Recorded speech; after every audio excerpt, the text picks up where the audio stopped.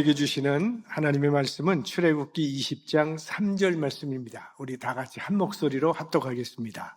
너는 나 외에는 다른 신들을 네게 있게 말지니라. 아멘.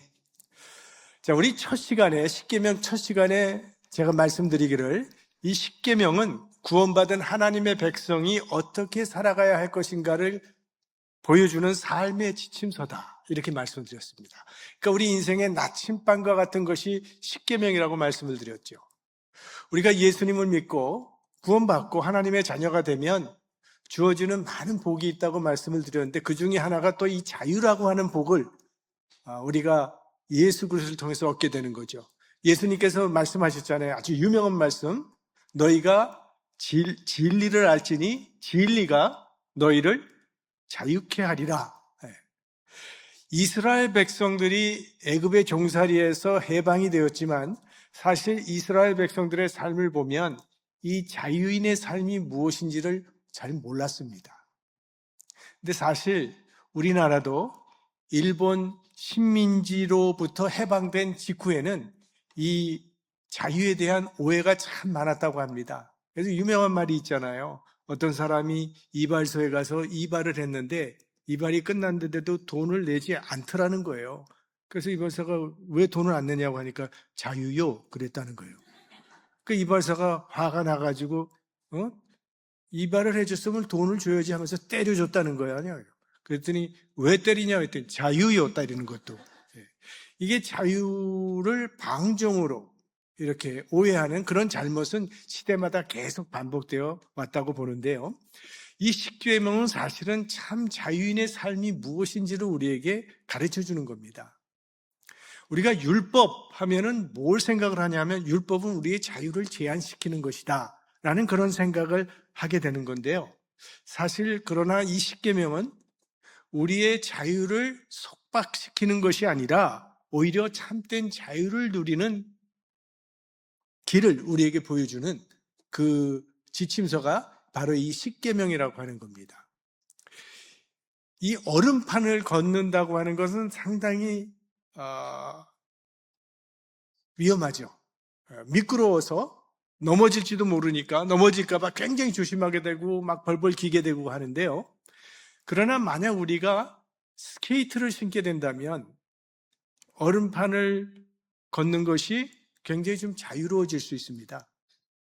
처음에는 좀 어색하기 때문에 넘어지기도 하겠지만 이게 익숙해지면 아주 신나게 얼음판을 자유롭게 다닐 수 있는 것이 이 스케이트라고 하는 것이죠.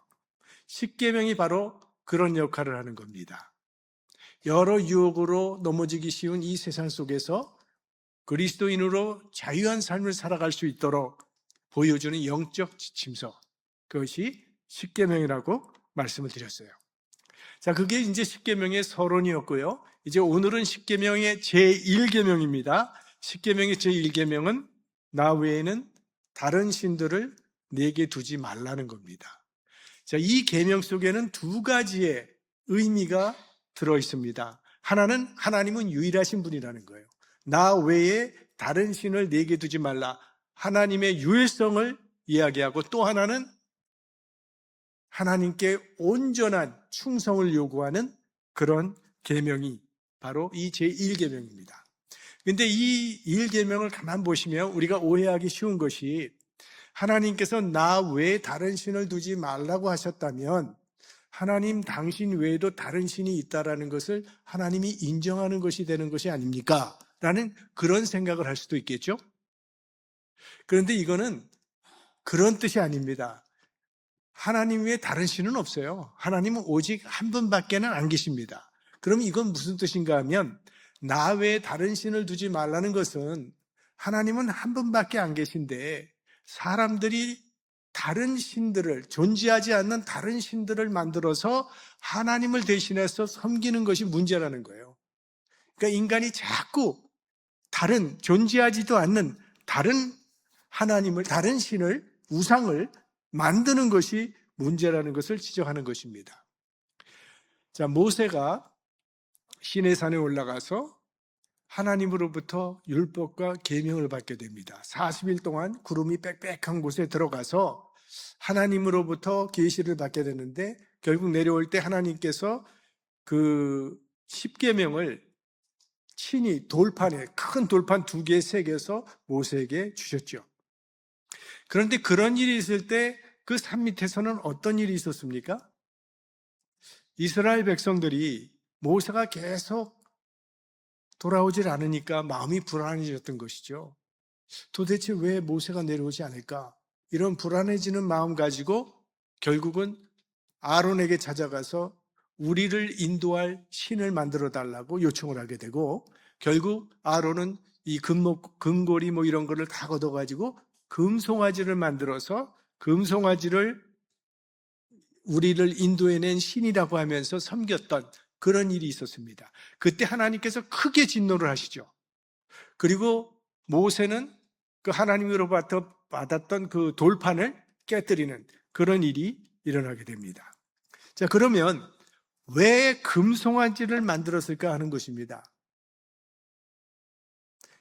애굽 사람들은요, 소를 숭배했던 그런 나라였기 때문이에요. 그러니까 이 이스라엘 사람들이 400년 동안 애굽에서 살면서 소를 숭배하는 이런 우상 숭배에 자연히 노출되어 버렸다는 거예요. 그래서 그들이 알고 있는 소를 만들어서 우상신처럼 섬겼다는 거죠. 그러니까 여기서 나 외에 다른 신을 두지 말라는 이 말씀에는 애굽에서 섬기던 그런 우상신들이 여기에 포함되어 있는 것이죠. 뿐만 아니라 앞으로 이스라엘 백성들이 약속의 땅 가나안 땅에 들어가면 그곳에서도 여러 가지 신이 있을 텐데 이것들을 다 포함하고 있는 것입니다. 다른 신들이라고 할 때는. 그 애굽이라고 하는 나라는 다신교 사회였습니다. 그래서 많은 성경학자들이 무슨 얘기를 하냐면 하나님께서 10가지 재앙을 내리시잖아요. 근데 그 10가지 재앙이 사실 보면은 그 애굽에서 섬기는 우상 신들에 대한 심판이고 그들을 무력화시키는 재앙이었다고들 얘기를 해요. 예를 들면 애굽에서 가장 최고로 섬겼던 신은 태양신입니다. 라라고 하는 태양신이고 바로는 자기를 태양신의 아들이라고 이렇게 지칭하고 있었어요. 근데 하나님께서 10가지 재앙을 내려주시는 중에 9번째 재앙이 뭐죠? 태양신에 대한 심판이에요. 이게 흑암. 3일 동안 완전히 흑암이 애굽 나라를 덮어버리잖아요. 이거 뭐 앞을 분간할 수 없는 그런 흑암입니다. 이건 태양신에 대한 심판이었다. 그 태양신이라는 건 아무것도 아니라는 무력화하는 그것을 보여주기 위해서 하나님께서 이 흑암의 재앙을 보냈다. 이렇게들 해석을 하기도 합니다. 그래서 오늘 이 십계명 제1계명은요. 그냥 단순히 다른 신을 섬기지 말라는 이런 금지 명령 정도가 아니라 하나님 외에는 다른 신은 절대로 없다는 절대적인 진리를 선언하는 그런 말씀이에요. 오직 하나님만이 참 하나님이시라는 기독교의 유일신간에 대한 하나님의 선언이다. 이렇게 봐요. 그래서 이 계명은 사실 우리 인간 역사 속에 존재해온 온갖 거짓된 신관들을 단호하게 거부하시는 하나님의 선언이다. 이렇게 볼 수 있습니다. 우리 역사 속에는 여러 가지 거짓된 신관들이 많았거든요. 그 중에 하나가 이 범신론이라고 하는 것이죠. 범신론자들은 하나님과 자연, 또 하나님과 인간을 동일시 여깁니다. 그래서 자연도 하나님이고 우리 인간도 하나님이라고 그렇게 주장을 하죠. 그러니까 이거는 창조주를 피조물로 전락시키는 것이고 창조주를 피조물과 혼동시키는 그런 잘못된 신관, 이것이 바로 범신론이죠. 하나님께서는 우주 만물을 창조하셨어요. 그렇지만 하나님이 우주 자체는 아니죠. 범신론자들은요, 피조물을 신으로 전락시키는 거예요. 피조물을 신으로 경배하면서 창조를 피조물로 전락시키는 그런 오류를 범하고 있는 것이죠. 그래서 이 범신론이 성행하고 있는 그런 사회는요, 자연과학이 발달될 수가 없습니다. 왜냐하면 자연은 그들에게 경배의 대상이지 연구의 대상이 아니에요. 그렇기 때문에 절대로 그런 과학이 발달할 수가 없다는 거예요. 자, 그럼 우리 기독교인들은 어떻게 보느냐? 우리는 자연 속에서 하나님의 능력과 하나님의 지혜를 그 속에 있다고 발견하는 거예요. 그러니까 그렇지만 자연이 곧 하나님은 아닌 것이죠. 자연은 하나님의 작품이요, 하나님을 드러내는 증거다. 이렇게 보는 것이 우리 기독교인들의 관점이고요. 그런가 하면 또 이신론이라는 것이 있습니다. 또 다른 신과는. 이신론자들은요, 하나님이 만물을 창조하셨다는 것을 믿고 있습니다. 그리고 하나님은 살아계시다는 것도 믿고 있습니다. 그런데 하나님은 만물을 창조하신 후에 이 만물을 자연의 법칙에 그대로 맡겨두시고 다른 것에 전혀 하나님은 이 세상과는 간섭하지 않는다고 그렇게 말합니다. 그러니까 그들에게 하나님은 어떻게 보면 영원한 방관자나 다름이 없는 거죠. 마치 아기를 낳아놓고 그냥 버려버리는 비정한 엄마나 아빠 같은 존재. 창조는 하셨지만 돌보지 않는 하나님, 전혀 우리와 관계없는 하나님. 이게 이신론자들의 믿음이고요. 우리 기독교인들은 성경은 하나님이 만물을 창조하셨을 뿐만이 아니라 그 만물을 붙들고 계시고 그 안에서 역사하시는 하나님이라고 그렇게 성경은 증거하고 있습니다. 그러니까 하나님은 우리 인간을 창조하셨을 뿐만이 아니라 우리 인간 삶에 간섭하신다는 거예요. 우리의 인생을 인도하신다는 거예요. 그리고 어떤 섭리 안에서 우리를 이끌어 가시는 그런 하나님, 역사하시는 하나님임을 우리 기독교인들은 그렇게 고백하고 있습니다. 그 다음에는 무신론이라는 것이 있죠. 근데 이 무신론에 대해서는 C.S. 루이스가 이런 얘기를 했습니다. 무신론은 언어로는 가능하지만 실제적으로는 불가능한 주장이다. 이렇게 말했어요. 언어로는 가능하다는 얘기는 우리가 생각으로, 개념적으로 신이 없다라는 것은 얼마든지 말할 수 있다는 거예요. 그러나 실제적으로는 불가능하다는 것은 이 무신론은 실제 삶을 설명해 줄 수가 없다는 거예요. 그리고 우리의 삶을 지탱해 주지도 못한다는 그런 이야기입니다. 그러니까 무신론은 인간의 가치와 인간의 의미를 설명해 주지 못해요. 그래서 우리 인간 삶의 목적이나 의무를 부여해 주지 못하고 있습니다. 그러니까 무신론자들에게 인생이라고 하는 것은 그냥 자연 발생한 거예요. 우연히 생겨난 그것 외에는 다른 의미가 없습니다. 그래서 성경은 이렇게 얘기하잖아요. 시편 14편에 보면 어리석은 자는 그 마음에 이르기를 하나님이 없다 하도다. 하나님을 부인하는 것은 자신의 존재 자체를 거부하는 거라는 거예요. 존재의 의미를 완전히 상실하는 거랑 마찬가지라는 거죠. 그러니까 신을 존재하지 않고는 우리 인간됨의 존재, 인간의 의미, 또 도덕의 근거 이런 걸 설명할 수 없다는 겁니다. 그리고 마지막으로 불가지론이라는 것이 있죠. 모른다는 거예요. 신이 있는지 없는지 알 수 없다. 그러니까 무신론처럼 신이 없다든지 유신론처럼 신이 있다든지 그런 것도 아니에요. 있는지 없는지 그저 알 수 없다라는 입장을 고수하는데요. 이게 마치 우리 사도행전에 보면 사도 바울이 아덴에 들어갔을 때 거기 이상한 신의 이름이 하나 있었죠. 알지 못하는 신에게 경배하는 그런 것과 똑같은 거죠. 그런데 우리 기독교는 이렇습니다. 인간이 스스로는 하나님을 알 수 없다는 거예요. 그러나 하나님께서 자신을 계시해 주셨기 때문에 우리가 하나님을 알 수 있다. 이게 기독교의 믿음입니다. 그러니까 하나님은 우리들이 하나님을 알 수 있도록 역사 속으로 들어오셨는데 그분이 바로 예수 그리스도라는 거죠. 요한복음 1장 14절 같이 보겠습니다. 말씀이 육신이 되어 우리 가운데 거하심에 우리가 그 영광을 보니 아버지의 독생자의 영광이요 은혜와 진리가 충만하더라. 자, 예수님은 하나님의 계시자세요. 기독교는 그걸 믿어요. 예수 그리스도는 하나님의 계시자라는 거. 즉 나타난 하나님이라는 거예요. 예수님은 나타나신 하나님. 그래서 예수님의 제자 빌립이 아버지를 보여달라고 했을 때 그때 예수님께서 뭐라고 말씀하십니까? 나를 본 자는 아버지를 보았다라고 그렇게 말씀하시잖아요. 그러니까 예수님과 하나님은 동일하다. 라는 그런 말씀을 하셨어요.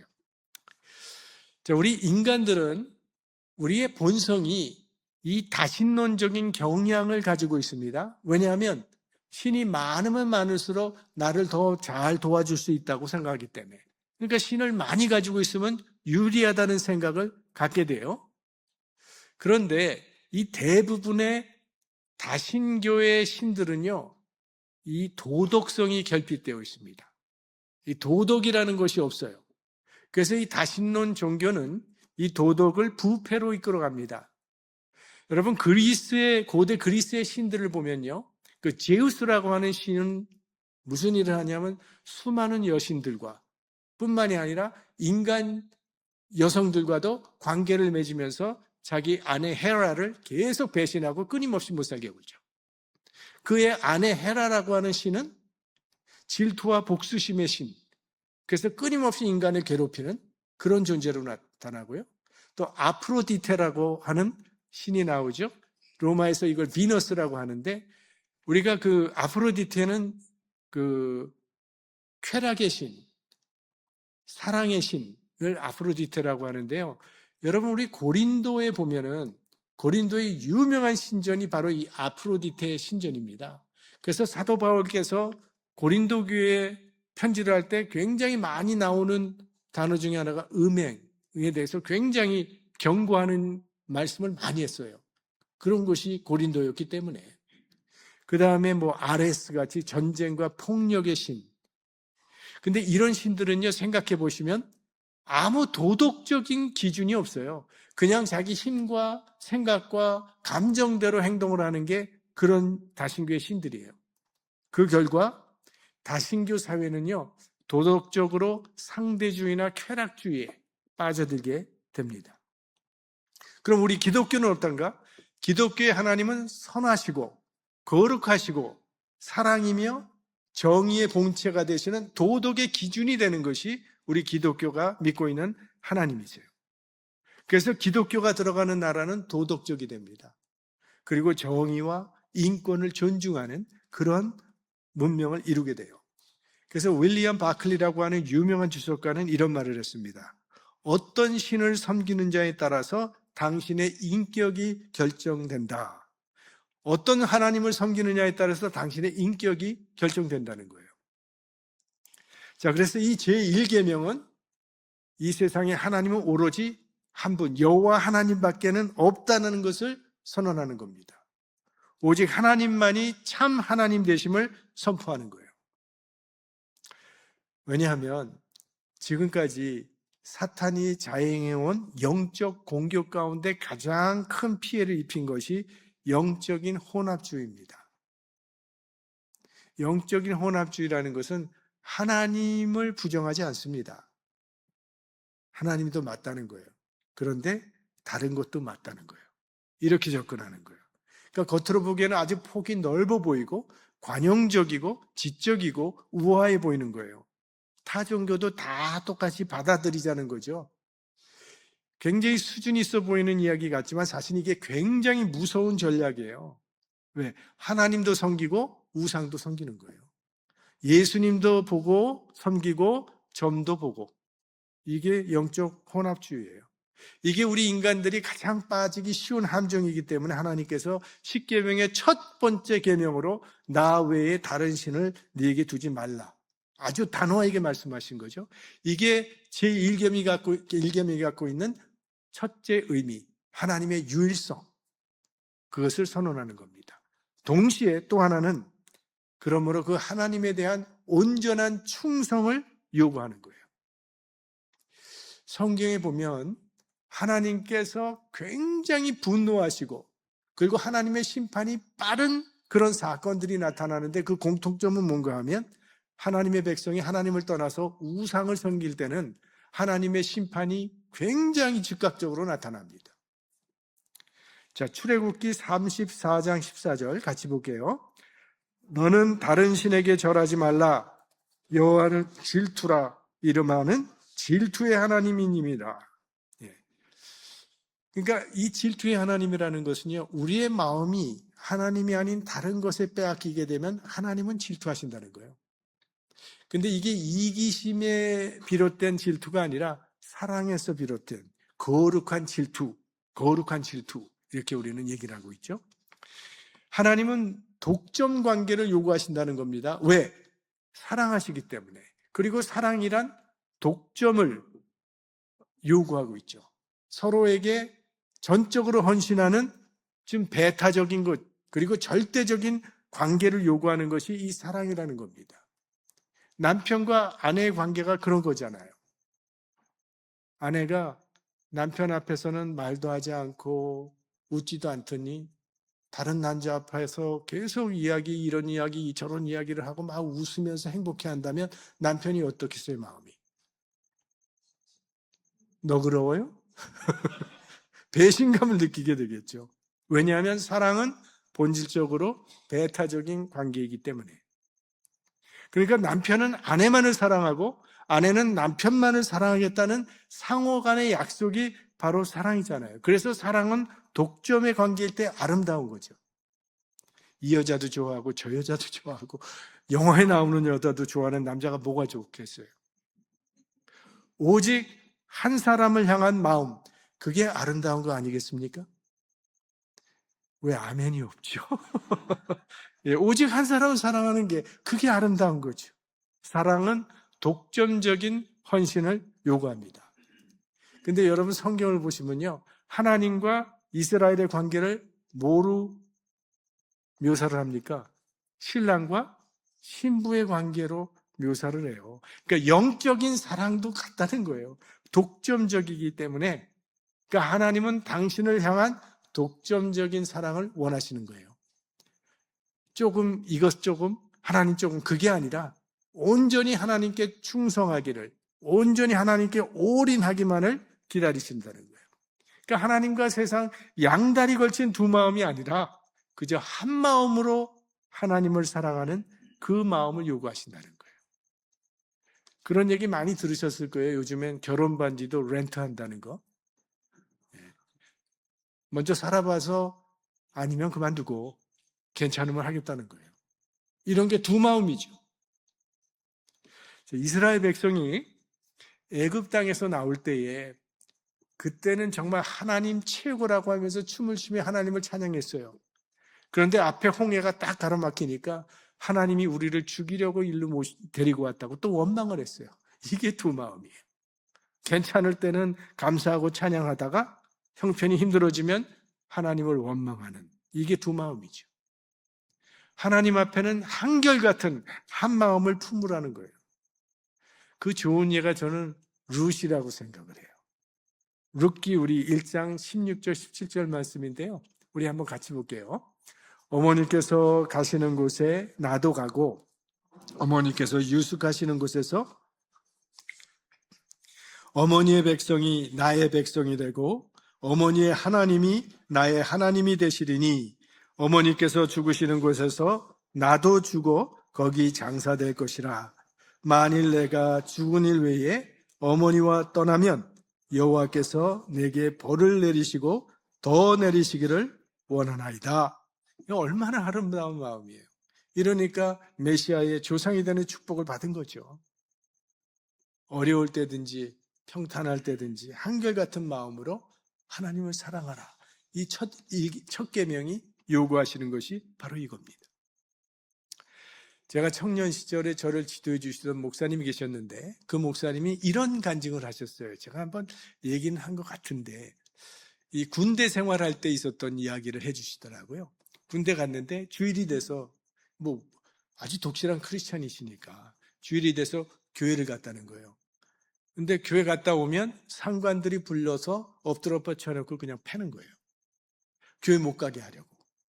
그래서 그 부대에는 크리스찬들이 꽤 여럿 있었지만 한 명도 교회를 안 갔다는 거예요. 왜? 가면은 두드러 맞으니까. 그런데 그 다음 주일에 목사님이 또 교회를 갔대요. 주일날. 갔다 왔더니 또 상관들이 부르더니 막 두드러 패더라는 거예요. 그렇게 맞고는 그 다음 주일 또 간 거예요. 오니까 또 갔다 와서 또 맞았어요. 그렇게 몇 차례를 했다는 거예요. 그러더니 어느 날 갑자기 상관들이 야, 쟤는 그냥 놔둬. 저건 정말 크리스찬이야.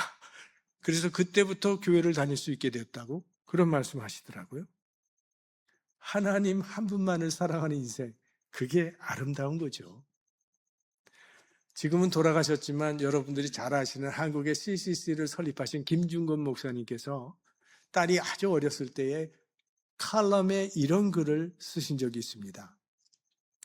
우리는 꿈속에서라도 코마 상태, 마취 상태라도 하나님의 사랑을 기억하는 자가 되어야 한다. 딸들에게 효도를 가르치고 싶은데 하나님을 제일로 사랑하는 것이 가장 큰 효도요, 하나님을 제일로 사랑하지 않는 것이 가장 큰 불효라고 가르치고 싶다. 유언을 뭐라고 할까 생각해 보는데 주님을 가장 사랑하라 말하고 싶다. 어떻게 이런 글을 남길까요? 하나님을 사랑하는 것이야말로 가장 복된 인생이라는 것을 누구보다도 잘 알기 때문에, 그래서 사랑하는 딸에게 가장 큰 유산으로 하나님을 사랑하라는 그 말을 남기고 싶다는 거죠. 십계명의 첫 계명, 나 외에 다른 신들을 네게 두지 말라. 하나님께서 이 계명을 주신 이유는요, 바로 이렇게 사는 게 가장 복된 길이고 가장 아름다운 인생이라는 것을 아시기 때문에 이런 계명을 우리에게 주신 거예요. 여러분, 이 계명을 준행하심으로 정말 복되고 이 땅에서 아름다운 인생이 되시기를 주의 이름으로 축원합니다.